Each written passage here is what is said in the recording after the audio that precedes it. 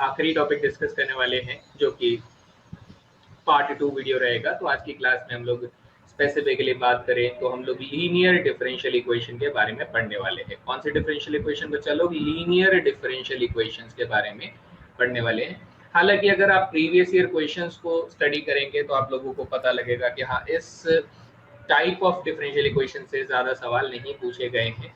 मतलब मैंने भी जब इसको सर्च करना शुरू किया तो मुझे दिखा कि बहुत ही रेयरली इस टॉपिक के ऊपर क्वेश्चन पूछे गए हैं। तो स्पेसिफिकली मैं आप लोगों को अपडेट करूं तो चांसेस इस बार भी हो सकता है कि कम सवाल इसमें से आने के चांसेस हो, लेकिन क्योंकि एक क्वेश्चन मैंने देखा जो कि लीनियर डिफरेंशियल इक्वेशन के ऊपर था, तो हमारी जिम्मेदारी बनती है कि हम लोगों को ये लीनियर डिफरेंशियल इक्वेशन पढ़ना चाहिए और पूरे अच्छे से पढ़ना चाहिए, सो दैट अगर इसमें से क्वेश्चन आ जाए तो हमें किसी तरह की कोई भी प्रॉब्लम यहाँ पर फेस ना करनी पड़े, है ना। तो हमारे साथ क्लास में जो बच्चे ज्वाइन कर चुके हैं जरा कमेंट करना स्टार्ट कर देंगे। I am waiting for everybody. चलिए फटाफट से हमारे साथ कौन कौन स्टूडेंट्स आ चुके हैं क्लास के अंदर।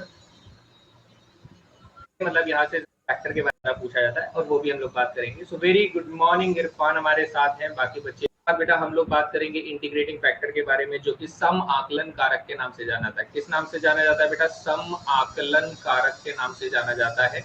तो हम लोग ये देखेंगे कि इसका क्या इंपॉर्टेंट रोल होता है और ये काफी इंपॉर्टेंट रोल प्ले होता है बेटा लीनियर डिफरेंशियल इक्वेशंस के कॉन्सेप्ट में। And then we will be heading towards the population growth problem, जो कि आप लोगों के लिए इंपॉर्टेंट एक कॉन्सेप्ट रहेगा। तो हमारे साथ उमेश भी आ चुके हैं, वेरी गुड। डिफरेंशियल इक्वेशन है तो मैंने ये आपको पहले भी बताया हुआ है, सो गेट रेडी गाइस, ठीक है। Very good morning Umesh, very good morning. और प्रीवियस सेशन की बात करें तो सर प्रीवियस सेशन में हम लोगों ने कैरेक्टरिस्टिक पॉलिनोमियल के बारे में पढ़ा था। आपको याद है मैंने कैसे बताया था कि सर वाई डबल डैश जो है उसको हमें आर स्क्वायर लिखने का है, वाई डैश जो है वो हमें आर लिखने का है और वाई जो है बेटा उसे 1 लिखने का है। तो इस तरीके से कैरेक्टरिस्टिक पॉलिनोमियल बनाते हैं और उससे हम लोग अलग अलग डिफरेंशियल इक्वेशन के सोल्यूशन ढूंढते हैं।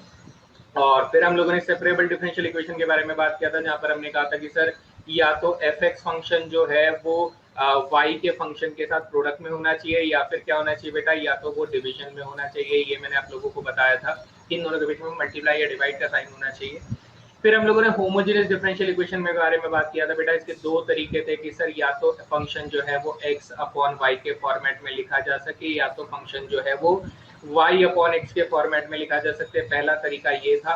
और फिर इसके बाद मैंने आपको क्या कहा था बेटा, होमोजेनियस में सेम डिग्री टर्म्स हम लोगों ने बोला था कि सर अगर सेम डिग्री है तो हम लोग उसे होमोजेनियस समघातीय अवकल समीकरण कहते हैं। ये सब हमारा प्रीवियस क्लास का कॉन्सेप्ट था बेटा। आई होप आप लोगों को ये सारी की सारी चीजें अच्छे से समझ में आ गई हैं, है ना।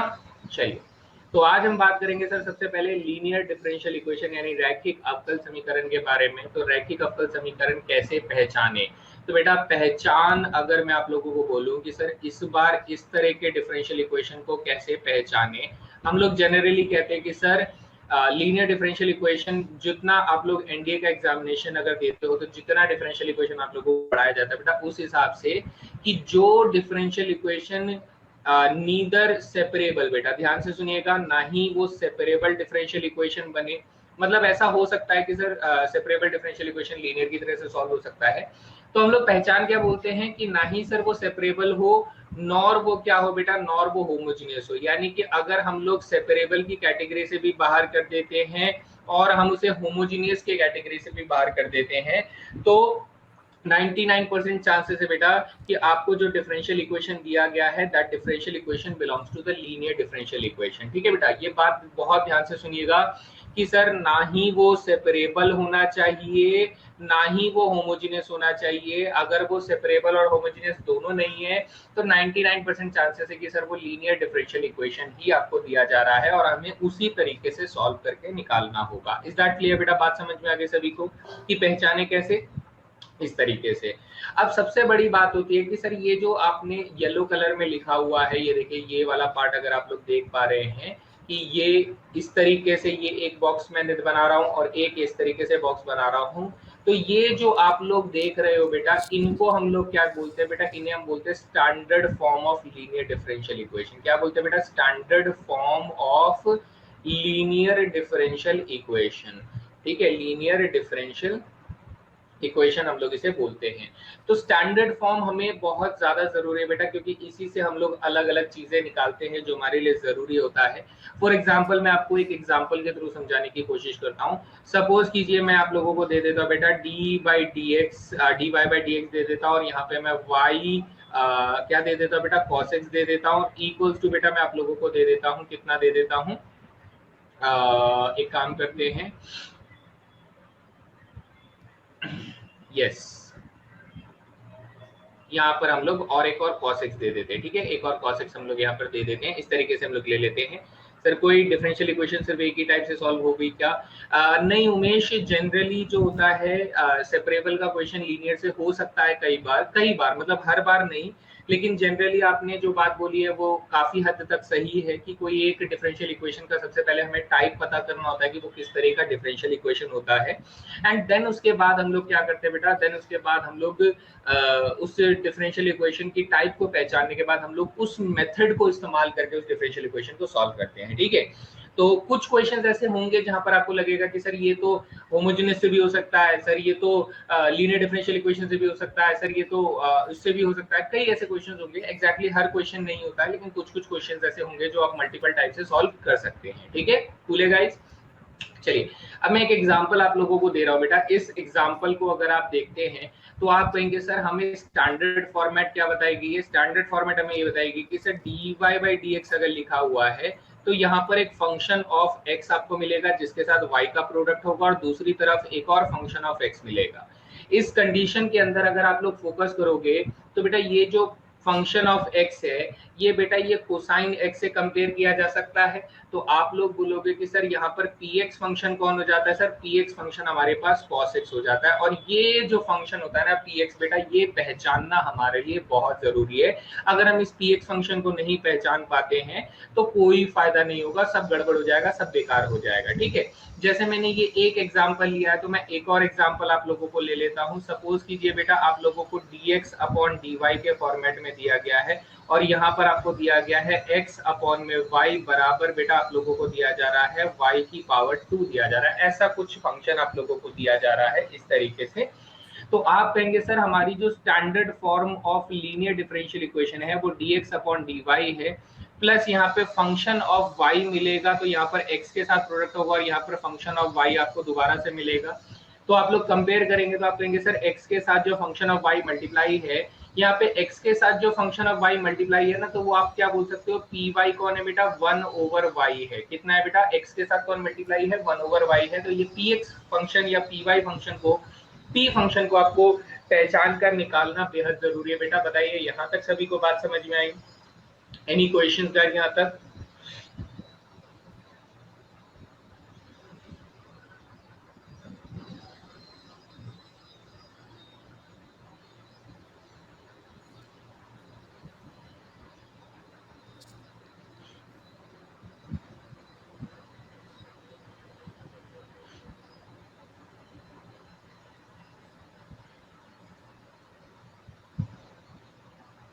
जल्दी से बताएंगे बेटा प्लीज। एक बार यहाँ पे थोड़ा सा यस नो या फिर थम्स अप कुछ बता दो ताकि मुझे भी पता रहे कि हाँ बच्चों को कोई प्रॉब्लम नहीं है। ठीक है, ध्रुव को क्लियर, उमेश को क्लियर। चलिए, तो मैं इसी उम्मीद से आगे बढ़ रहा हूँ कि बेटा जब हम लोग px या py फंक्शन को ढूंढना सीख जाते हैं, when we understand what is the function px और py इन दिस केस, ठीक है, तो हम लोग क्या करते हैं बेटा, अब हम लोग चलते हैं इंटीग्रेटिंग फैक्टर के कॉन्सेप्ट में, जिसे सम आकलन कारक कहा जाता है। अब सम आकलन कारक क्या होता है बेटा, ये एक ऐसी वैल्यू होती है जिसे हम लोग क्या करते हैं सर, जिसे हम लोग मल्टीप्लाई करते हैं पूरी लीनियर डिफरेंशियल इक्वेशन में। ठीक है, पूरी लीनियर डिफरेंशियल इक्वेशन में मल्टीप्लाई करते हैं ताकि हम लोग डिफरेंशियल इक्वेशन को पॉसिबल टू इंटीग्रेट बना सके। यानी कि पहले इंटीग्रेट नहीं हो सकता था, लेकिन जब हम इंटीग्रेटिंग फैक्टर को मल्टीप्लाई कर देते हैं, दैट इज समाकलन गुणक को, समाकलन कारक को जब हम लोग मल्टीप्लाई कर देते हैं तो हमारा जो डिफरेंशियल इक्वेशन होता है वो बेटा पॉसिबल टू इंटीग्रेट हो जाता है। पॉसिबल टू इंटीग्रेट हो जाता है तो ये इंटीग्रेटिंग फैक्टर मिलता कैसे बेटा, इंटीग्रेटिंग फैक्टर जब आप पहले वाले टाइप ऑफ डिफरेंशियल इक्वेशन पे चल रहे होते हैं बेटा, first type of differential equation पे जब आप काम कर रहे होते हैं, मेरी बात बहुत गौर से सुनिएगा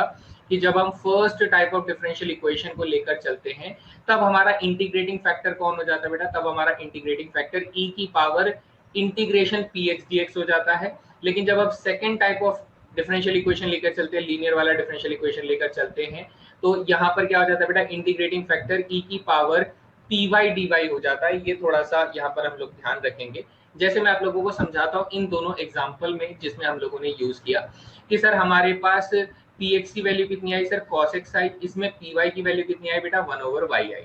तो अगर मैं यहाँ से आप लोगों से ये कहूँ कि मुझे इंटीग्रेटिंग फैक्टर चाहिए बेटा, इंटीग्रेटिंग फैक्टर चाहिए, तो समाकलन कारक कैसे मिलेगा सर, ई की पावर आपको यही फंक्शन जो आपने मिला हुआ है cos x, इसका आप इंटीग्रेशन कर देंगे तो cos x dx जब आप करेंगे तो आपका आंसर हो जाएगा ई की पावर sin x हो जाएगा। क्या ये बात सभी को समझ में आई बेटा? ठीक है।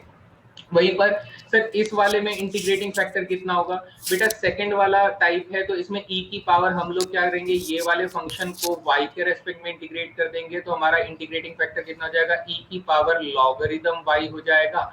और आप लोग जानते ही हैं बेटा e और log एक दूसरे के इनवर्स फंक्शन होते हैं, तो सिर्फ y मेरा इंटीग्रेटिंग फैक्टर बन जाएगा। बताइए यहाँ तक किसी को कोई सवाल?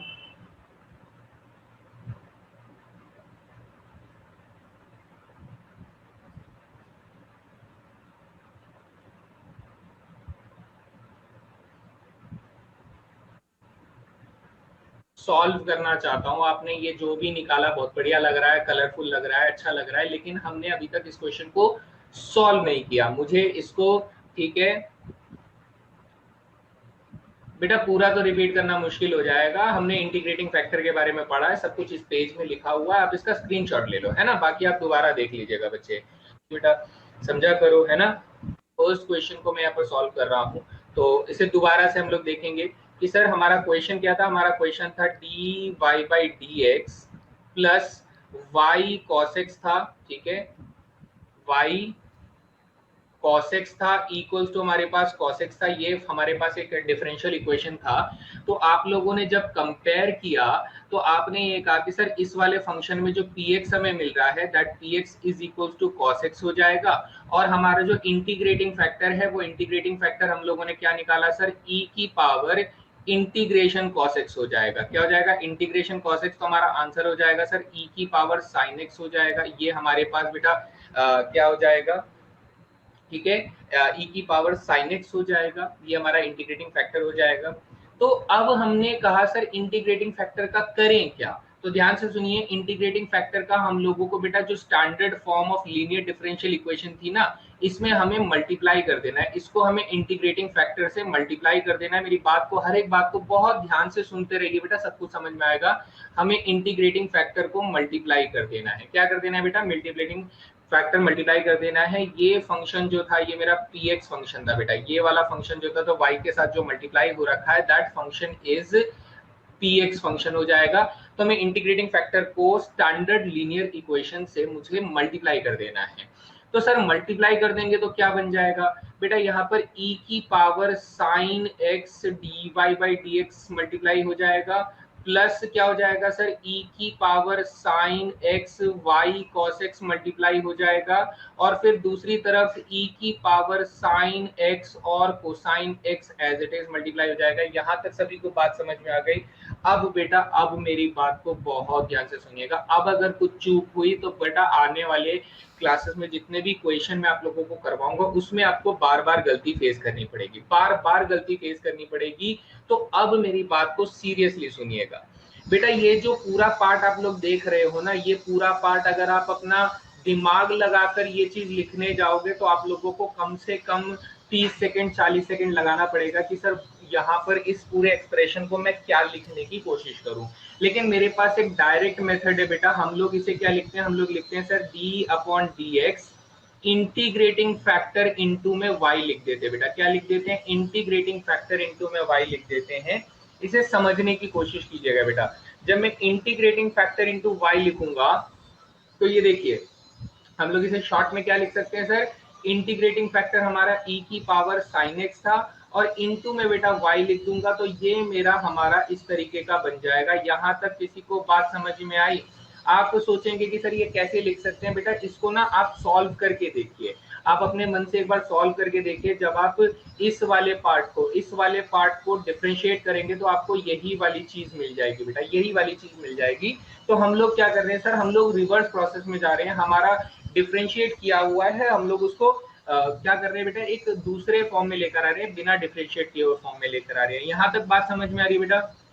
ये ट्रिक क्लियर हुई कि हम लोग लेफ्ट हैंड साइड में जो एक्सप्रेशन बन रहा है बेटा लीनियर डिफरेंशियल इक्वेशन में, उसको हम लोग डायरेक्ट लिख देते हैं d by d x of integrating factor into y लिख देते हैं। क्या लिख देते हैं बेटा? Integrating into factor into y लिख देते हैं। डायरेक्ट लिखने का है बेटा, इसमें ज्यादा दिमाग नहीं लगाना है कि सर कि कहाँ से आया, क्यों आया, मेरा तो नहीं बन रहा है, मुझे तो नहीं समझ में आ रहा है। अगर आप इस चक्कर में रह जाएंगे तो आपको समय की बर्बादी होगी। तो बार बार मैं बोलूंगा, क्या लिखना है sir? Integrating factor into y लिखना है। क्या लिखना है? इंटीग्रेटिंग फैक्टर इंटू में वाई लिखना है, जस्ट इतना लिखना है। अब हमने कहा sir d by d x को अगर मैं दूसरी तरफ भेज देता हूं, तो डी बाई डी एक्स को अगर दूसरी तरफ भेज दूंगा तो यहाँ पे वाई ई की पावर साइन एक्स बचेगा, ठीक है। और डी बाई डी एक्स उधर जाके क्या बन जाएगा सर? ये ई की पावर साइन एक्स को साइन एक्स डी एक्स बन जाएगा, ये ऐसा कुछ बन जाएगा। अब आप लोगों को इंटीग्रेशन तो करना आता है। इंटीग्रेशन के अकॉर्डिंग अगर मैं आपसे कहूं कि सर यहाँ पर पुट कर दो, किसको? साइन एक्स को टी पुट कर दो। अगर आप साइन एक्स को टी पुट करते हैं तो कोसाइन एक्स डीएक्स आपका dt बन जाएगा। यानी आपका जो क्वेश्चन बन जाएगा वो बन जाएगा y e की पावर साइन एक्स, ठीक है। और यहाँ पर आ जाएगा बेटा integration of e t d t आ जाएगा।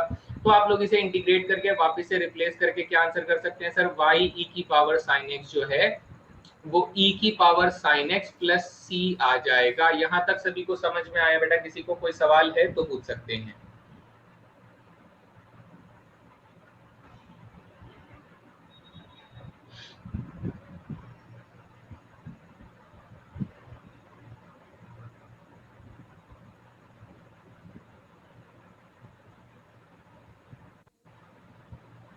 एक और क्वेश्चन देखते हैं सर, दूसरे वाला जो टाइप था वो वाला देखते हैं। जैसे ये वाला क्वेश्चन मैंने आपको बताया, तो इस वाले के ऊपर सोल्यूशन देखते हैं।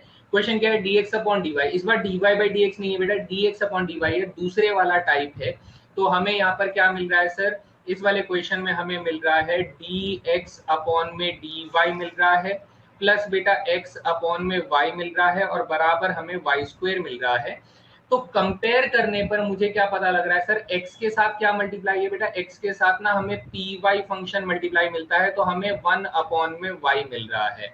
तो यहीं से मैं आपको कहूंगा कि सर इंटीग्रेटिंग फैक्टर कितना हो जाएगा बेटा? इंटीग्रेटिंग फैक्टर हो जाएगा e की पावर, इंटीग्रेटिंग फैक्टर कितना हो जाएगा? e की पावर इंटीग्रेशन में 1 अपॉन वाई डी वाई आप लोग लिख दोगे तो हमारा आंसर कितना हो जाएगा बेटा? सॉल्व कर बुरा के y आ जाएगा। और ऑब्वियसली मैं इसे पूरा सॉल्व कर चुका हूँ पीछे कि सर इंटीग्रेटिंग फैक्टर कितना आ रहा है। देखो इंटीग्रेटिंग फैक्टर y आ रहा है। We have already solve this.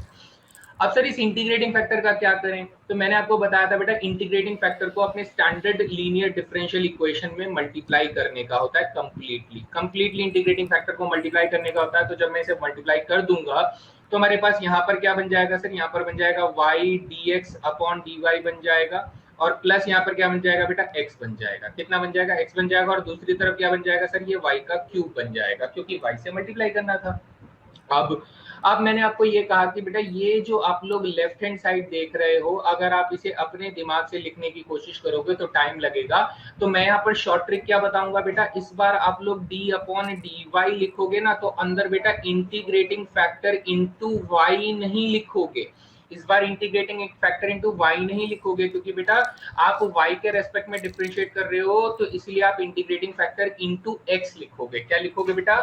Integrating factor into में x लिखोगे। बात समझ में आ रही है? इनटू में x लिखोगे। तो अब मैं यहाँ पर क्या लिख सकता हूँ बच्चा लोग? मैं यहाँ पर लिख सकता हूँ कि सर d अपॉन में dy तो रहेगा, यहाँ पर इंटीग्रेटिंग फैक्टर सर हमारा y आया है, और इनटू में x लिख दूंगा तो बराबर हमारे पास y का क्यूब आ जाएगा। इतना ही होगा।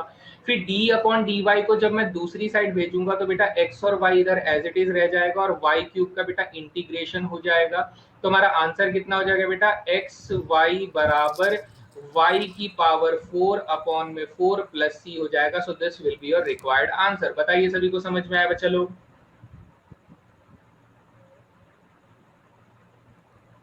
चलिए मैं थोड़ा सा और पीछे की तरफ यहाँ पर इंट्रोडक्शन दे दूंगा कार्तिक बेटा, आपको भी समझ में आ जाएगा। तो अगर ये इंटीग्रेशन का मेथड सभी को क्लियर हो गया तो एक बार बता दीजिए।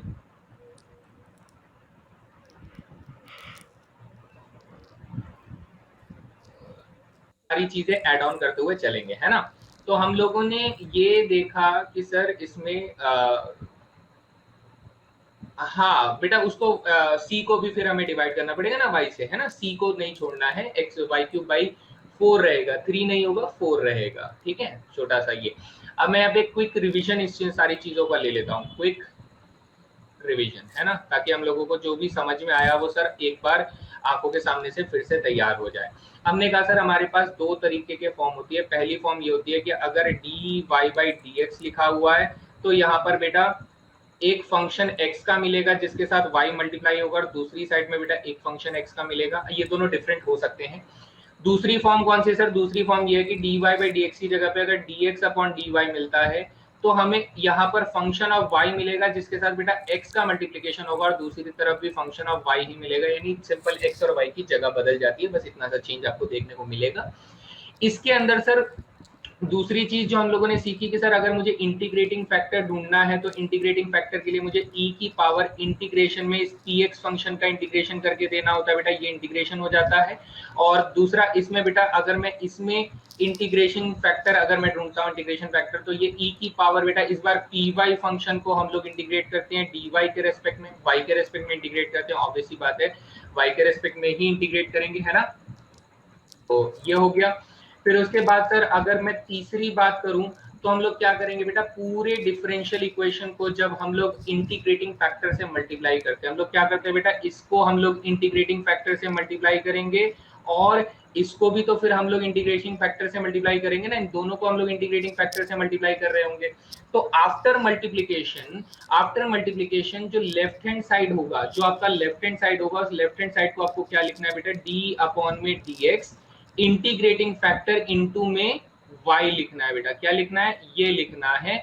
जबकि इस वाले कंडीशन में सर लेफ्ट हैंड साइड आपका क्या बन जाएगा, लेफ्ट हैंड साइड आपका बन जाएगा d अपॉन में dy इंटीग्रेटिंग फैक्टर इनटू में x बन जाएगा बेटा। ये छोटा सा ट्रिक जो है मैंने आप लोगों को बताया है, अगर आप ये अप्लाई करना सीख चुके हैं तो अब हम क्वेश्चन की तरफ चल सकते हैं। Are you ready guys?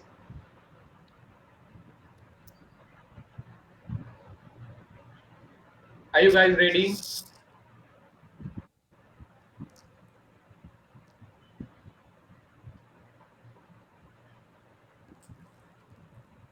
चलिए, तो अब तैयार हैं तो लेट्स स्टार्ट कि हाँ एक दो क्वेश्चंस हम लोग तैयार करके देखते हैं। तो ये रहा बेटा सबसे पहला सवाल आप लोगों की स्क्रीन पर, कोशिश कीजिए इस क्वेश्चन को आंसर करने की। This is really really really easy question बच्चा लोग। तो देखते हैं इस क्वेश्चन का आंसर कौन और कितनी देर में देता है। मैं आप लोगों को इस क्वेश्चन के लिए 60 सेकंड्स का टाइम दे रहा हूँ, फटाफट दौड़ पड़िए इस सवाल के लिए।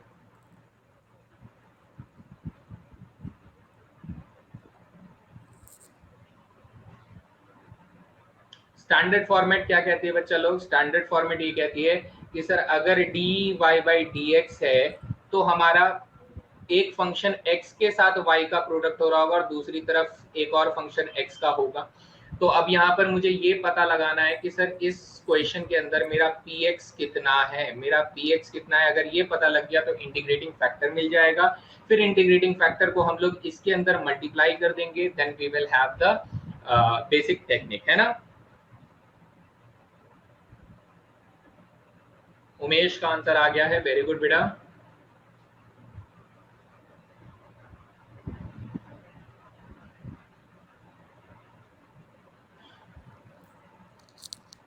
अब ये उमेश ने पूछा था या इरफान ने पूछा था या कार्तिक ने पूछा था, ये मुझे याद नहीं है, लेकिन मैं आपको बता देता हूँ बेटा, ये वो सवाल है जो सेपरेबल से भी हो सकता है, ये वो सवाल है जो लीनियर डिफरेंशियल इक्वेशन से भी हो सकता है, ये वो सवाल है जो कि होमोजीनियस से भी हो सकता है। ये तीनों मेथड से ये क्वेश्चन हो सकता है। तो ये वो एक सवाल है जो आप तीनों में से किसी भी मेथड को लगा लो, आप सेपरेबल लगा लो, आप लीनियर लगा लो, आप होमोजीनियस लगा लो, तीनों से आंसर आ जाएगा, डेफिनेटली आ जाएगा, है ना। तो अब मैं इस क्वेश्चन का आंसर आप लोगों को ढंग से समझाता हूँ कि एक्चुअली क्या होने वाला है इस क्वेश्चन के अंदर। तो ध्यान से देखेंगे। अभी हम लोग लीनियर से करने की कोशिश कर रहे हैं। तो हमें पता लगा सर y के साथ क्या मल्टीप्लाई है, px से, तो यहाँ पे y के साथ क्या मल्टीप्लाई है सर, y के साथ ना हमारा 1 अपॉन में x मल्टीप्लाइड है। क्या मल्टीप्लाई है? 1 अपॉन में x। तो मेरा इंटीग्रेटिंग फैक्टर कितना हो जाएगा सर? मेरा इंटीग्रेटिंग फैक्टर हो जाएगा e की पावर इंटीग्रेशन में 1 अपॉन में x का dx कर दूंगा, तो ये e की पावर बेटा लॉगरिदम x हो जाएगा। और e की पावर लॉगरिदम x खत्म होने के बाद बेटा सिर्फ x हो जाएगा। यानी मुझे क्या करना है, मुझे इस पूरे डिफरेंशियल इक्वेशन को मल्टीप्लाई बाय x करना है।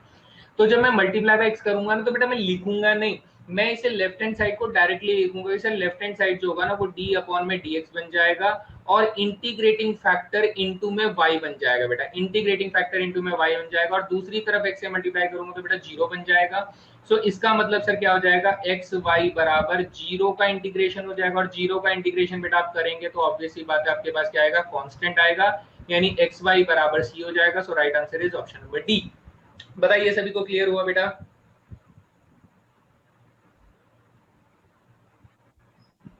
Everybody clear? ये क्वेश्चन अभी हम लोगों ने लीनियर डिफरेंशियल इक्वेशन के मेथड से किया। आप चाहे तो बेटा इसे सेपरेबल डिफरेंशियल इक्वेशन के कॉन्सेप्ट से भी कर सकते हैं, यानी कि पृथक कर्णीय चर वाला जो अवकल समीकरण होता है उसको जो हम लोगों ने कल की क्लास में सीखा था, आप उससे भी कर सकते हैं इस क्वेश्चन को। इज दैट क्लियर बेटा? सभी को समझ में आ गया?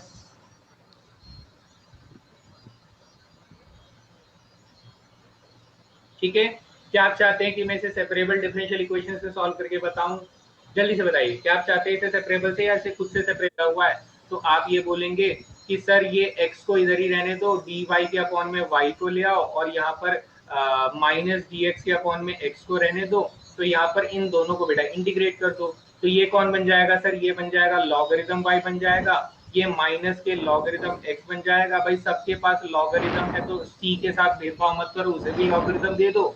लॉगरिथम x को इधर लेकर आओगे तो बेटा logarithm x plus logarithm y क्या बन जाएगा, लॉगरिथम xy बन जाएगा। और इधर बेटा लॉगरिथम c चल रहा है, तो लॉगरिथम से लॉगरिथम खत्म कर दोगे तो बेटा आप लोगों के पास xy बराबर c आ जाएगा। ठीक है, यहाँ से भी आपका सोल्यूशन बन जाता है। चलिए, मैंने खुद से ही बता दिया, यस कार्तिक बेटा मैंने खुद से ही बता दिया, दैट इज गुड कि आप खुद से कर सकते हैं, लेकिन मैंने यहाँ पर सेपरेबल से भी इस क्वेश्चन को बता दिया। And you can also solve this problem using the homogeneous differential equation, क्योंकि इसमें बेटा सभी की डिग्री भी सेम है, तो y अपॉन एक्स में भी लिखा जा सकता है। तो there are hundreds of reasons कि हम लोग यहाँ पे अलग अलग मेथड से इस क्वेश्चन को कैसे कर सकते हैं। सो इज दैट क्लियर बेटा? आप चाहते तो आप इसे सेपरेबल से कर सकते थे, आप चाहे तो आप इसे लीनियर से करके मैंने आपको दिखा दिया है। चलिए कूल है गाइस, आगे बढ़ते हैं सर, एक और क्वेश्चन देखते हैं। ये थोड़ा सा महंगा सवाल हो सकता है, लेकिन अगर आप थोड़ा एक्स्ट्रा दिमाग लगाएंगे तो आप लोग बड़े प्यार से इस क्वेश्चन का आंसर दे सकते हैं।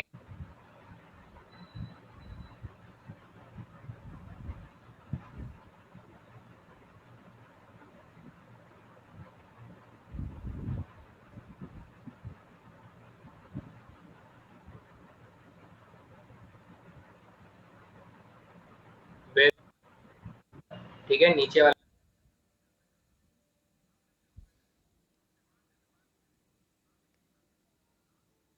लीनियर से करेंगे, ये कैसे पता चलेगा बेटा? ये ऐसे पता चलेगा कि अगर कोई क्वेश्चन सेपरेबल का नहीं है, अगर वो सेपरेट नहीं हो पा रहा है, अगर वो होमोजेनियस डिफरेंशियल इक्वेशन नहीं बन पा रहा है, तो उसे मजबूरन बेटा लीनियर डिफरेंशियल इक्वेशन बनना पड़ेगा, ऐसा हमें क्लास 12 तक बताया जाता है। फिर उसके बाद आगे जाके बेटा डिफरेंशियल इक्वेशन और थोड़ा भयानक विकराल रूप ले लेता है, गॉडजिला जैसा, तो तब हमें डिफरेंशियल इक्वेशन में और चीजें सीखने को मिलती है। लेकिन क्लास 12 तक अगर हम लोग रहें, यानी कि बच्चों के लेवल तक अगर हम लोग रहें, तो हमें ये कहा जाता है कि कोई क्वेश्चन अगर सेपरेबल नहीं है, कोई क्वेश्चन अगर होमोजेनियस नहीं है, तो उसे लीनियर डिफरेंशियल इक्वेशन से ही हम लोग सॉल्व करते हैं। तो इसमें हिंदी वाला पार्ट थोड़ा सा गलत लिखा हुआ है बेटा। अब यहाँ पर अगर मैं इस क्वेश्चन को सॉल्व करूंगा तो सर ये स्टैंडर्ड फॉर्मेट में नहीं है। स्टैंडर्ड फॉर्मेट में क्यों नहीं है? क्योंकि सर इसमें ना d y by d x का ना एक कॉफिशिएंट है, दैट इज एक्स है। तो मुझे ये x नहीं चाहिए बेटा, मुझे ये x यहाँ पर नहीं चाहिए, क्योंकि स्टैंडर्ड फॉर्मेट में dy बाई डी एक्स बिल्कुल अकेला रहता है। तो हम क्या करेंगे सर, सबसे पहले तो इस डिफरेंशियल इक्वेशन को डिवाइडेड बाई एक्स कर देंगे। क्या कर देंगे बेटा? डिवाइडेड बाई एक्स कर देंगे। तो मेरा जो डिफरेंशियल इक्वेशन बन जाएगा that will be d y by d x plus बेटा वाई अपॉन में एक्स बन जाएगा, माइनस के वन बन जाएगा, और ये माइनस के वन ना मैं दूसरी साइड भेज दूंगा तो मुझे ज्यादा बढ़िया लगेगा। और यहाँ पर क्या बच जाएगा बेटा, एक्स से डिवाइड करने पर प्लस वाई कॉट एक्स रह जाएगा, और दूसरी तरफ हम लोग क्या कर देंगे बेटा, वन भेज देंगे। सर मतलब सेपरेबल और होमोजेनियस को भी हम लीनियर से कर सकते हैं क्या? नहीं बेटा नहीं, ऐसा नहीं होता है ना, ऐसा नहीं होता है। अगर कोई क्वेश्चन होमोजेनियस और सेपरेबल नहीं बन रहा है तो ही आप लीनियर लगाएंगे, जबरदस्ती नहीं लगाएंगे लीनियर। ठीक है, होमोजेनियस और सेपरेबल को होमोजेनियस और सेपरेबल से ही करना है। चलिए, तो ये हमारा डिफरेंशियल इक्वेशन हो गया। तो सर अभी अगर मैं इसे और ढंग से लिखने की कोशिश करूं तो d y by d x में से बेटा अगर मैं इसमें से y कॉमन ले लूं तो मेरा जो फैक्टर आ रहा है वो बेटा 1 अपॉन में x प्लस कॉट एक्स आ रहा है। ऐसे करके मैं इसे लिख सकता हूं, ऐसे करके। तो अब मैं कहूंगा सर y के साथ जो मल्टीप्लाई होता है, y के साथ जो मल्टीप्लाई होता है वही मेरा px होता है। तो मेरा px कितना हो गया बेटा? मेरा px हो गया 1 अपॉन में x प्लस कॉट एक्स हो गया, दिस बिकम्स द px। यानी मेरा इंटीग्रेटिंग फैक्टर कौन हो गया सर, मेरा इंटीग्रेटिंग फैक्टर हो गया e की पावर इंटीग्रेशन में 1 अपॉन में x प्लस कॉट x, ये मेरा इंटीग्रेटिंग फैक्टर बनकर आएगा। तो 1 अपॉन में x होता है बेटा log x, कॉट x होता है log sin x, यानी कि मेरे पास कितना आ जाएगा बेटा e की power log x sin x आ जाएगा after some basic logarithm properties. तो आपका इंटीग्रेटिंग फैक्टर क्या बन गया बेटा, x sin x बन गया। यानी सर इस x sin x को मुझे इस स्टैंडर्ड, इस ध्यान से सुनेंगे बेटा, स्टैंडर्ड लीनियर डिफरेंशियल इक्वेशन में मल्टीप्लाई करने का है मुझे। स्टैंडर्ड लीनियर डिफरेंशियल इक्वेशन यानी जो आखिरी में जहां से अपने px निकाला, मुझे उसमें बेटा इंटीग्रेटिंग फैक्टर को मल्टीप्लाई कर देना है। तो जब मैं मल्टीप्लाई कर दूंगा तो बेटा लेफ्ट हैंड साइड को हम लोग क्या लिखते हैं सर, लेफ्ट हैंड साइड को हम लोग लिखते हैं d अपॉन में dx integrating factor that is x sin x into में y लिखते हैं बेटा, ये हम लोग लिख देते हैं। और राइट हैंड साइड में क्या आ जाएगा, राइट हैंड साइड में बेटा इंटीग्रेटिंग फैक्टर को जब मैं 1 से मल्टीप्लाई करूंगा तो राइट हैंड साइड आपका बन जाएगा x sin x बन जाएगा। कितना बन जाएगा बेटा, x sin x बन जाएगा। Is that clear? अब dy dx को दूसरी साइड अगर भेज देंगे तो this will be xy sin x integration of x sin x। अब यहाँ पर बेटा हम लोग बाई पार्ट्स लगा लेंगे, सुपर ट्रिक आप लोगों के साथ शेयर किया ही हुआ है, तो आप लोग डायरेक्ट आंसर कर सकते हो कि सर मेरा आंसर क्या हो जाएगा, ये हो जाएगा माइनस के x cos x हो जाएगा बाई पार्ट्स लगाने से, और प्लस का sin x प्लस c हो जाएगा। अब अगर मैं सभी को x sin x से डिवाइड कर देता हूँ बेटा, किससे डिवाइड कर देता हूँ, इस पूरी इक्वेशन को अगर मैं डिवाइड कर देता हूँ x sin x से डिवाइड कर देता हूँ, तो मेरे पास आंसर क्या बन जाएगा बेटा, y बराबर माइनस के cot x बन जाएगा, प्लस बेटा 1 अपॉन में x बन जाएगा, और प्लस c अपॉन में x sin x बन जाएगा। सो ये हमारा आंसर हो जाएगा। और ये आंसर हमें कौन से ऑप्शन में मिल रहा है बेटा, ऑप्शन नंबर 2 में देखिए ये आंसर हमें मिल रहा है। बताइए एनी डाउट बेटा, किसी स्टेप को अगर नहीं समझ में आया है तो वो स्टेप पूछ सकते हैं, कोई एक्सप्रेशन अगर आपको नहीं समझ में आ रहा है तो वो एक्सप्रेशन पूछ सकते हैं। ठीक है बेटा, सभी को क्लियर हो गया? ये स्टेप अगर किसी को नहीं समझ में आया है तो बिना डरे बेटा बोल दो, कोई प्रॉब्लम नहीं है, मैं तो वो बोल सकता है। तो इस तरीके की क्वेश्चन आपको दिया हुआ बेटा, ये क्वेश्चन हम लोगों ने अभी अभी ऑलमोस्ट सॉल्व किया है, ऐसा ही सवाल, तो आप लोग आराम से इस क्वेश्चन का आंसर दे सकते हैं। ठीक है, yes log x plus log sin x, very good बच्चा लोग, वेरी गुड बच्चा लोग, बहुत ही बढ़िया। सो इस क्वेश्चन का आंसर दे दो, मैं आप लोगों को 45 सेकंड्स इस क्वेश्चन के लिए दूंगा क्योंकि आसान क्वेश्चन है, बड़े प्यार से आप लोग आंसर दे सकते हैं। चलिए, I am waiting for the right answers guys.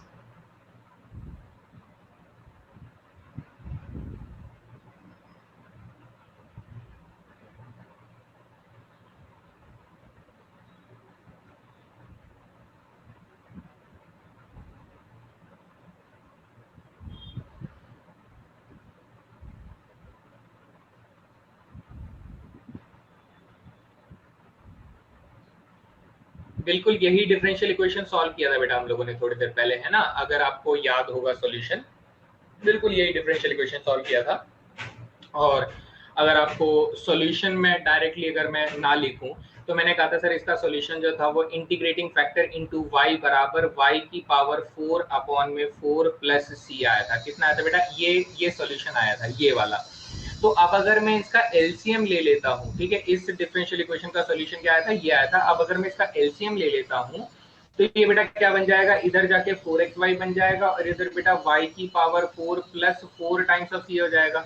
बेटा कांस्टेंट का 4 गुना तो अपने आप में ही कांस्टेंट होता है ना, तो कांस्टेंट का 4 गुना कांस्टेंट होता है, तो ये मेरा आंसर हो जाएगा। अब ये आंसर मुझे कहाँ मिल रहा है बेटा, ऑप्शन नंबर सी में मिल रहा है। Is that clear, everybody clear बेटा, सभी को समझ में दिक्कत ही नहीं है, बहुत बढ़िया। जो कि अलग अलग तरीकों से आ सकता है। अब हम जा रहे हैं बेटा वर्ड प्रॉब्लम की तरफ जा रहे हैं। वर्ड प्रॉब्लम में हमारे पास क्या आता है बेटा, हमारे पास पॉपुलेशन ग्रोथ हमें पढ़ना है और एलिमेंट डिके हमें पढ़ना है, ये दोनों चीजें पढ़नी है। पॉपुलेशन ग्रोथ बेटा जैसे बैक्टीरिया कल्चर करना, बैक्टीरिया कल्चर समझते हो कि हाँ किसी खास तरीके के बैक्टीरिया का बेटा पॉपुलेशन कल्चर बनाना, उसकी पॉपुलेशन को क्रिएट करना इस तरीके से। और एलिमेंट डीके होता है, जैसे कि बेटा आप लोगों ने यूरेनियम डीके पढ़ा होगा, यूरेनियम का डीके होता है कि ये कॉन्स्टेंटली बेटा डीके होता रहता है कुछ टाइम के अंदर। तो इस तरीके से एलिमेंट का डीके जो होता है, खनन जो होता है, या फिर घटन प्रक्रिया होती है, खनन प्रक्रिया होती है, मुझे इसे हिंदी में नहीं मालूम है, लेकिन ये दोनों प्रोसेस जो होते हैं ये बेटा डिफरेंशियल इक्वेशन के ऊपर डिपेंडेंट रहते हैं। एक और प्रोसेस होता है, अगर आपने नाम सुना होगा, न्यूटन्स लॉ ऑफ कूलिंग बेटा, न्यूटन्स लॉ ऑफ कूलिंग, ठीक है। न्यूटन्स लॉ ऑफ कूलिंग का जो कॉन्सेप्ट होता है ये भी बेटा इसी के ऊपर डिपेंडेंट होता है। तो हम लोग specifically Newton's law of cooling को तो नहीं पढ़ेंगे, हम लोग पॉपुलेशन ग्रोथ और एलिमेंट डिके के ऊपर छोटे छोटे कॉन्सेप्ट्स को पढ़ेंगे। लेकिन जो चीज हमें लंबी लगती है, यस इनके क्वेश्चन बहुत बड़े होते हैं, ये ऐसा आपको लगता है, लेकिन जो चीज हमें बेटा बिल्कुल सही जगह पे जैसे चाहिए हम लोग वो चीज वैसे ही पढ़ेंगे। तो मेरे साथ साथ चलिए, ठीक है, कॉन्सेप्ट आता है तो कोई दिक्कत नहीं होती, एग्जैक्टली ठीक है। तो अब मेरी बात ध्यान से सुनिएगा बेटा, पॉपुलेशन ग्रोथ के ऊपर मैं बात कर रहा हूँ। तो पॉपुलेशन ग्रोथ के लिए कुछ बातें अपने दिमाग में अच्छे से डाल लो बेटा, कुछ बातें अच्छे से डाल लो। पॉपुलेशन ग्रोथ में क्या होता है, पॉपुलेशन ग्रोथ में आपको गिवन होता है, कुछ चीजें गिवन होती हैं। पहली चीज गिवन ये होती है कि सर पॉपुलेशन के बढ़ने की जो रेट होती है, यानी डीपी बाई डी, पॉपुलेशन के जो चेंज होने की रेट होती है, वो सर डायरेक्टली प्रोपोर्शनल होता है जितना पॉपुलेशन प्रेजेंट है। भाई जितने ज्यादा लोग होंगे उतनी ही तो तेजी से पॉपुलेशन ग्रोथ करेगी। अगर 2 लोग होंगे तो धीरे धीरे ग्रोथ होगी, अगर 10 लोग होंगे तो और तेजी से ग्रोथ होगी। सिंपल सी बात है, ये तो फंडा है कि पॉपुलेशन बढ़ने की जो ग्रोथ होती है वो प्रोपोर्शनल होती है, समानुपाती होती है, किससे, जितनी भी पॉपुलेशन है उस टाइम। अब इसमें बेटा हम लोग और क्या लेते हैं, ये तो पहली चीज मुझे गिवन होती है। दूसरी चीज मुझे ये गिवन होती है कि बेटा जो पी नॉट होता है, इस पी नॉट को हम लोग बोलते हैं इनिशियल पॉपुलेशन। यानी जब भी आपने पॉपुलेशन काउंट करना शुरू किया तो बेटा आपकी प्रारंभिक जो जनसंख्या थी वो कितनी थी, या आदमियों की हो सकती है, खरगोशों की हो सकती है, मुर्गियों की हो सकती है, बैक्टीरिया की हो सकती है, चूहों की हो सकती है, किसी की भी हो सकती है। इनिशियल पॉपुलेशन, प्रारंभिक पॉपुलेशन कितनी होती है, ठीक है। और इसमें बेटा एक तीसरी चीज जो आती है, वो तीसरी चीज होती है के, जिसे हम लोग बोलते हैं कांस्टेंट ऑफ प्रोपोर्शनैलिटी, यानी सम अनुपाती का स्थिरांक हम लोग बोलते हैं। किसको बोलते हैं बेटा, सम अनुपाती का स्थिरांक हम बोलते हैं इसको। तो ये बेटा 3 चीजें आप अपने दिमाग में ध्यान से रख लो कि सर डीपी बाई डी जो होता है वो डायरेक्टली प्रोपोर्शनल यानी समानुपाती होता है बेटा पॉपुलेशन से। पी नॉट जो होता है बेटा वो इनिशियल पॉपुलेशन यानी प्रारंभिक जनसंख्या बताई जाती है। और के जो होता है ये कांस्टेंट ऑफ प्रोपोर्शनैलिटी होता है। तो आप लोग सभी बेटा फिजिक्स तो पढ़ते ही हो, और फिजिक्स पढ़ते हो तो आप जानते हो कि सर जब भी हम लोगों ने ये अनुपात का साइन हटाकर बराबर में बदला है तो हमने कांस्टेंट ऑफ प्रोपोर्शनैलिटी मल्टीप्लाई किया है ना बेटा, यहां तक किया है। अब ये जो भी मैं कर रहा हूं बेटा, ये आप लोगों को कभी नहीं करना, कभी नहीं करना मतलब कभी भी नहीं करना। ये बस आज कर लिया, अभी कर लिया, इसके बाद नहीं करना है बेटा, इसके बाद नहीं करना है। मेरी बात बहुत ध्यान से सुन लो, मैं जो कर रहा हूं वो अगर समझ में आ गया तो बहुत अच्छी बात है, नहीं समझ में आ गया तो कागज को मोड़ना और फेंक देना। ध्रुव त्यागी, वैल्यू ऑफ के बेटा, वैल्यू ऑफ के दी जाएगी हमें, वैल्यू ऑफ के दी जाएगी, ठीक है, कांस्टेंट ऑफ प्रोपोर्शनलिटी दी जाएगी, या तो हमें ढूंढनी पड़ेगी। अब ढूंढने वाला सवाल जो होता है वो 6 मार्क्स का होता है, और अगर वो के की वैल्यू आपको खुद से दे देता है तो वो 1 मार्क्स का सवाल हो जाता है। तो आप समझ गए होंगे कि एनडीए में कौन सा वाला सवाल आएगा, के की वैल्यू आपको दे दी जाएगी, सीधी सी बात है। ध्यान से सुनिए कि सर डीपी बाई डी जो होगा वो हमारे पास केपी हो जाएगा, ठीक है, केपी हो जाएगा क्योंकि कांस्टेंट ऑफ प्रोपोर्शनलिटी ऐड हो जाएगा। अब अगर मैं इसमें से सेपरेबल इक्वेशन बनाकर इसको सॉल्व करना चाहता हूं तो बेटा डीपी के अपॉन में पी आ जाएगा, और दूसरी तरफ बेटा के साथ डी आ जाएगा। तो ये इधर भी इंटीग्रेशन और ये इधर भी इंटीग्रेशन हो जाएगा, सेपरेबल इक्वेशन से ये इंटीग्रेट हो जाएगा। तो डीपी का integration P, DP upon P का इंटीग्रेशन क्या हो जाएगा बेटा, लॉगरिदम पी हो जाएगा, और दूसरी तरफ क्या आ जाएगा सर, के टी प्लस सी आ जाएगा। यहां तक मेरे ख्याल से किसी को कोई भी परेशानी नहीं है। अब अगर मैं आपसे ये कहूं कि सर लॉगरिदम को अगर दूसरी तरफ भेज दिया जाए तो पॉपुलेशन फंक्शन जो होगा वो ई की पावर के टी प्लस सी हो जाएगा, ई की पावर के टी प्लस सी, है ना। तो अब आप लोग जानते हो सर ए की पावर एम प्लस एन जो होता है वो एक्चुअली ए की पावर एम इंटू में ए की पावर एन से आता है। तो आप लोग इस इक्वेशन को कैसे लिख सकते हो सर, P बराबर ई की पावर के टी मल्टीप्लाई ई की पावर सी लिख सकते हो, इस आइडेंटिटी की बेसिस पे लिख सकते हैं। सिंस सर ई भी कांस्टेंट है, उसकी पावर सी भी कांस्टेंट है, तो ये जो ई की पावर सी है ये अपने आप में कांस्टेंट है। तो ये जो पॉपुलेशन होता है बेटा ये ई की पावर सी आ जाता है। कौन आ जाता है, ये ई की पावर सी आ जाता है। तो हम लोग क्या लिखते हैं सर, ये जो पॉपुलेशन है ये पी नॉट ई की पावर के टी बन जाता है बेटा। क्या बन जाता है, ये हमारा फाइनल सॉल्यूशन होता है बेटा। ये क्या होता है हमारा final solution of population growth problem.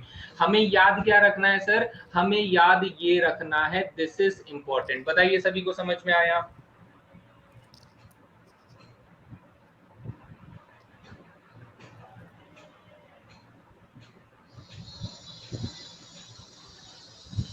नहीं करना है बेटा, ठीक है। टी माने टाइम बेटा, टी माने टाइम, ठीक है, टी माने टाइम, टाइम के रेस्पेक्ट में ही कर रहे हैं बेटा, टाइम के हिसाब से तो पॉपुलेशन चेंज होगा। ठीक है, नहीं, टी माने टाइम। क्या बात कर रहे हो बेटा, फिजिक्स पढ़ते हो या फिर किताबों से हवाई जहाज बनाते हो हैं? टी माने टाइम, कब से टी माने टोटल पॉपुलेशन होने लग गया?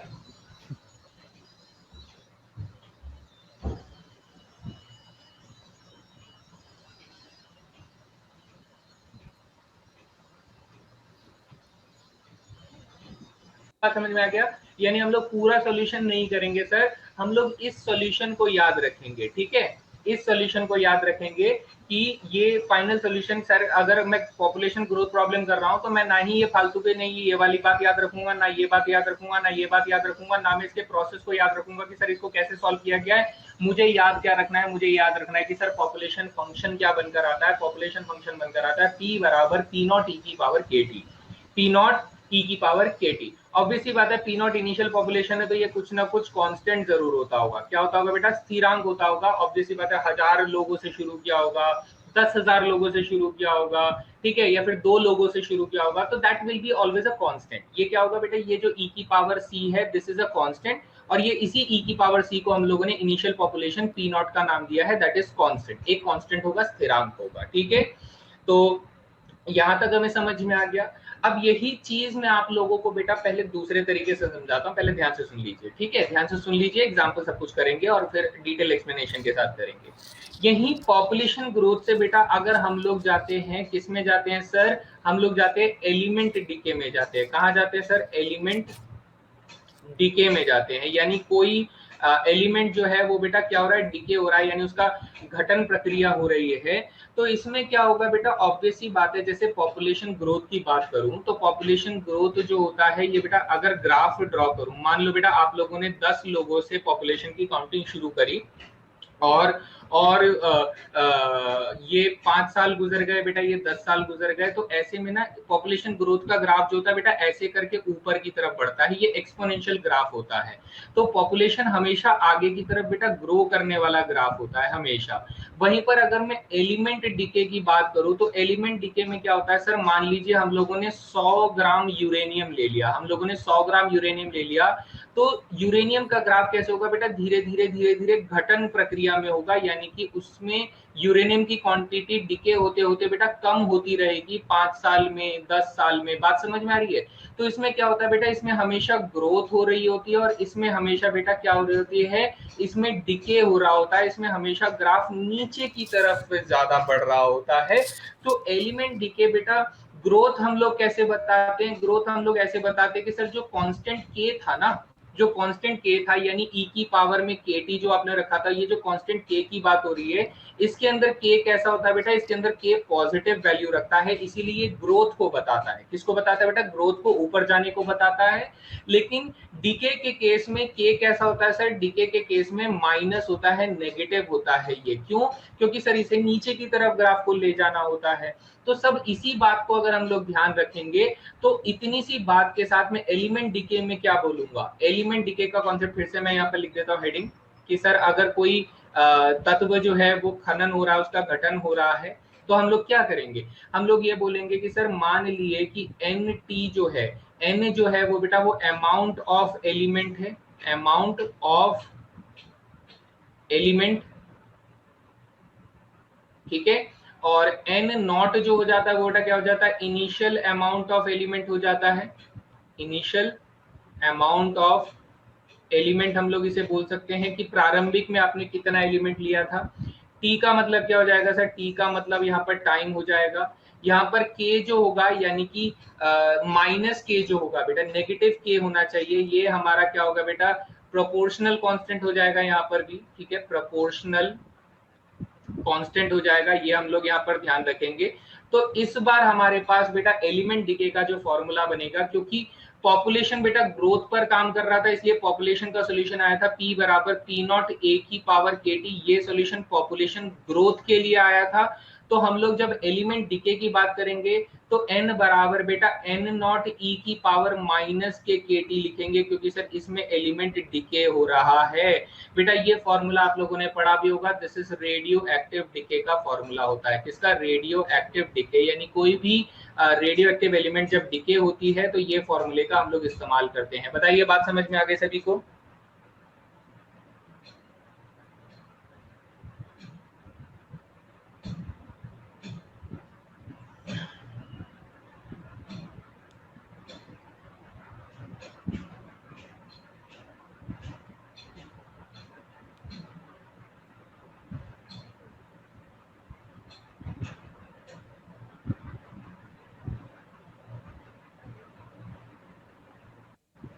एक में बेटा डिके हो रहा है, इतनी सी बात हम लोग ध्यान रखेंगे। अब इसके साथ में आप लोगों को एक और मजेदार चीज सिखाना चाहता हूँ बेटा।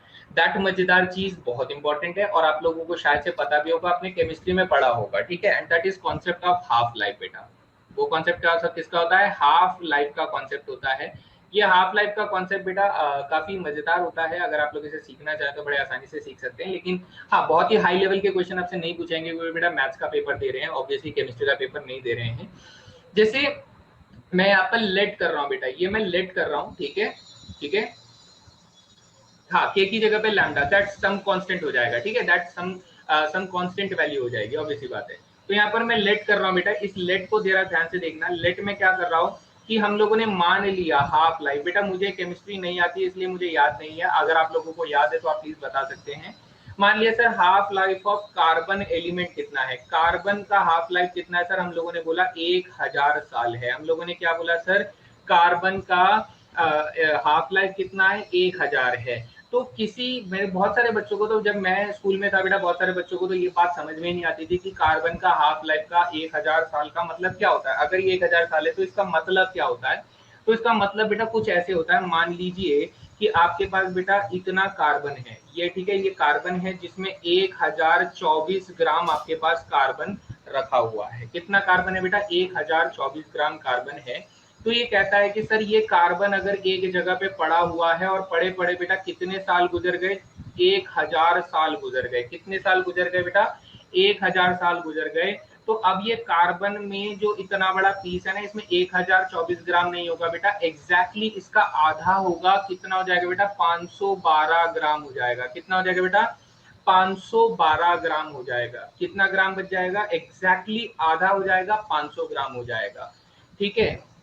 फिर हम लोग क्या बोलेंगे सर? फिर से अगर मैं इसे 1000 साल पड़ा रहने देता हूं, ऐसा का ऐसा 1000 साल अगर इसे पड़े रहने देते हैं, तो अब जो हमारे पास कार्बन का क्वांटिटी होगा वो बेटा 512 ग्राम का आधा हो जाएगा, यानी 1000 साल बाद इसे 256 ग्राम का होना पड़ जाएगा। कितना हो जाएगा? 256 ग्राम। अगर मैं इसे फिर से बेटा 1000 साल तक ऐसे ही पड़े रहने देता हूं, ठीक है, इसका 1000 साल बाद अगर आके मैं इसमें चेक करता हूं तो 1000 साल बाद कितना कार्बन रह जाएगा बेटा? 256 ग्राम का आधा रह जाएगा, यानी 128 ग्राम्स रह जाएगा। फर्दर बेटा इसी तरीके से अगर मैं फिर इसे 1000 साल के लिए ऐसे का ऐसा छोड़ देता हूं और फिर आकर मैं इसकी मास को चेक करता हूं, इसमें कार्बन कंटेंट को चेक करता हूं, तो मुझे पता लगेगा सर इसमें सिर्फ 64 ग्राम ही कार्बन रह जाएगा। इसी तरीके बेटा आगे फिर से 1000 साल के लिए अगर हम लोग इसे छोड़ देते हैं तो क्या होगा? इसमें हमारा जो कार्बन क्वांटिटी रहेगा वो बेटा वो सिर्फ 32 ग्राम रह जाएगा। क्या ये बात समझ में आ रही है? इसी तरीके से कंटिन्यू चलता रहेगा। तो होता क्या है बेटा हाफ लाइफ? हाफ लाइफ ये होता है कि सर अगर उसकी हाफ लाइफ की उम्र बेटा 1000 साल है तो 1000 साल में जो भी क्वांटिटी थी उसका बेटा आधा हो जाएगा। जो भी क्वांटिटी थी बेटा उसका एक आधा वैल्यू रह जाएगा। जो भी क्वांटिटी थी उसका आधा वैल्यू रह जाएगा। This is called half life. ये बात सभी को समझ में आती है बेटा? किसी को कोई सवाल है तो पूछ सकते हैं, है ना?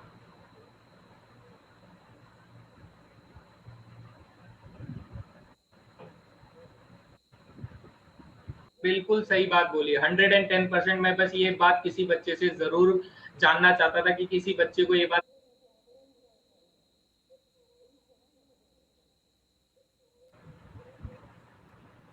शाबाश ध्रुव त्यागी, बिल्कुल सही बात बोली, 110%। मैं बस ये बात किसी बच्चे से जरूर जानना चाहता था कि किसी बच्चे को ये बात कभी समझ में आई या फिर नहीं आई। आपको मालूम है हाफ लाइफ का जो कॉन्सेप्ट होता है ये कार्बन डेटिंग प्रोसेस में इस्तेमाल होता है। कौन से प्रोसेस में सर? कार्बन डेटिंग प्रोसेस में इस्तेमाल होता है। ये कौन सा प्रोसेस होता है सर? दो कार्बन आपस में डेट में जाते हैं क्या? नहीं नहीं बेटा, ऐसा कुछ नहीं। कार्बन डेटिंग प्रोसेस ये होता है, मान लो कि आप किसी जंगल में गए और आपको जंगल में एक बहुत पुराना पेड़ मिलता है। उस पेड़ की उम्र आप लोग कैसे पता करते हो बेटा? उस पेड़ की उम्र कैसे पता करते हो? तो हम लोग साइंटिफिकली बेटा, अभी तो मैंने लेट किया कि कार्बन की उम्र सर क्या है? 1000 साल है, अभी मैंने लेट किया।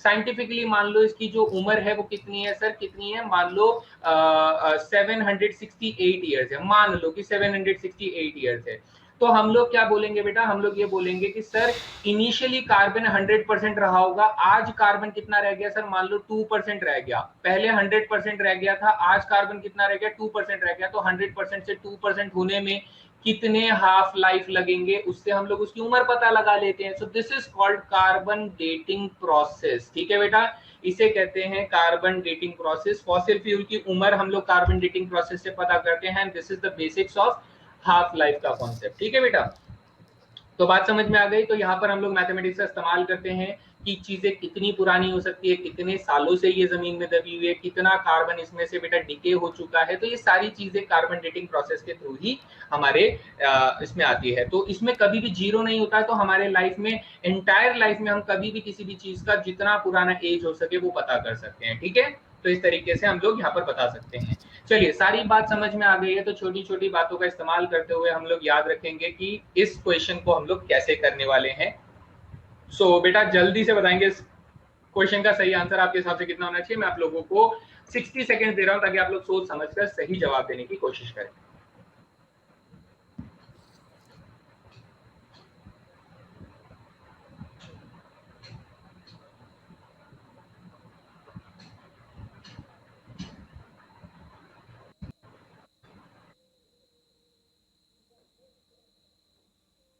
दो बच्चों के आंसर तो सही आए हैं।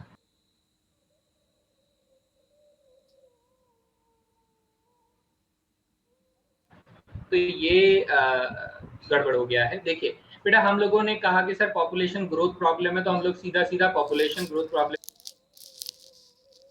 का सोल्यूशन के ऊपर ध्यान देंगे कि P बराबर सर P नॉट E की पावर KT होता है। ठीक है, अब जो जो बातें हमें ध्यान है ना, उन उन बातों से हम लोग क्या क्या बातें बोल सकते हैं। मेरी बात बहुत गौर से सुनिएगा बेटा, यहाँ पर आप सबसे इंपॉर्टेंट बात सुनिएगा। इसने कहा सर इसने प्रोपोर्शनल तो बोल ही दिया था, इसका मतलब सर ये सोल्यूशन हमारा 100% सही है। फिर उसने बोला कि sir if x is the number of bacteria present at any time. बेटा एट एनी टाइम मतलब किसी भी समय, तो सर p की वैल्यू हमें x दे दी गई, यानी x बराबर समथिंग होना चाहिए। अब पी नॉट बेटा क्या होता है, पी नॉट हमारा एक कांस्टेंट होता है। पी नॉट क्या होता है सर, एक कांस्टेंट होता है, तो मैं इसे सी लिख सकता हूँ, चलेगा सर। अब इसने बोल दिया कि सर इस क्वेश्चन में टेक प्रपोर्शनल कांस्टेंट, यानी कि जो अनुपातिक निरंतर है, अनुपातिक स्थिरांक है, वो हमारा एक ले लो। यानी सर इस क्वेश्चन में इसने सीधे सीधे मुझे बोल दिया सर के की वैल्यू 1 ले लो, तो के की वैल्यू 1 ले लोगे तो यहाँ पे ई की पावर 1t यानी t आ जाएगा। तो अपना आंसर ऑप्शन नंबर बी हो जाएगा। बताइए सभी को समझ में आएगा? किसी को कोई सवाल है तो पूछ सकते हैं, आंसर निकालने की कोशिश करो। जो बात वो जैसे बोल रहा है वैसे वैसे रखते जाओ। बताइए, क्लियर हो गया? तो नेक्स्ट क्वेश्चन आप लोगों को क्या मिल रहा है बेटा, किसी चीज का अमाउंट जो है वो ग्रो कर रहा है, यानी कुछ भी है जो वो बढ़ रहा है, अल्फा टाइम्स ऑफ एन के बराबर है। जैसे के टाइम्स ऑफ एन के बराबर होता है, तो ये अल्फा टाइम्स ऑफ एन के बराबर है। तो ये पूछ रहा है कि सर अल्फा की वैल्यू क्या होगी अगर एनटी का सोल्यूशन ये निकल कर आता है। थोड़ा सा एक बार और अपने मन से रीड करिए बेटा, मैंने अपनी तरीके से रीड किया तो आप लोग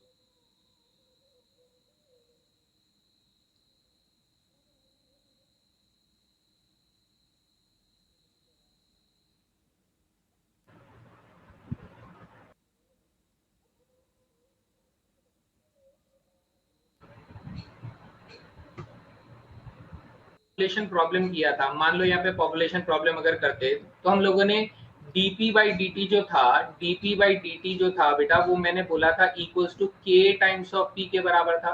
तो यहाँ पर इसने क्वेश्चन में क्या दे दिया बेटा, इसने मुझे बोल दिया कि सर dn बाई dt जो है वो हमारे पास अल्फा टाइम्स ऑफ किसके बराबर है बेटा, n टाइम्स के बराबर है। ये हमें दे दिया इस क्वेश्चन में। अगर मैं कंपैरिजन बेसिस पे चलूं, कंपैरिजन बेसिस पे, तो इसका सोल्यूशन क्या आएगा सर, इसका सोल्यूशन आएगा जैसे हमारा सोल्यूशन आया था कि P बराबर सर पी नॉट यानी सम कांस्टेंट रहा होगा और e की पावर kt आएगा। तो इसका सोल्यूशन क्या आने वाला होगा बेटा, इसका सोल्यूशन आने वाला होगा n जो होगा वो भी सम कांस्टेंट e की पावर बेटा अल्फा t के बराबर आ रहा होगा। किसके, अल्फा t के बराबर होगा।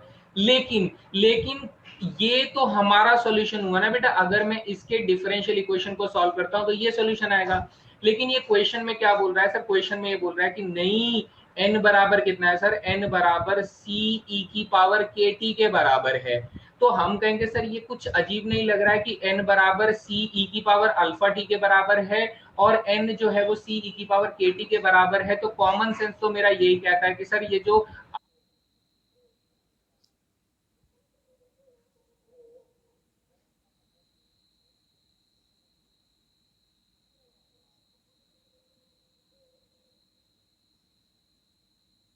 के है, ये दोनों बराबर होने चाहिए तभी ये सिंपल रहेगा, तो इसीलिए अल्फा की वैल्यू क्या हो जाएगी सर, के हो जाएगी। बताइए सभी को समझ में आया?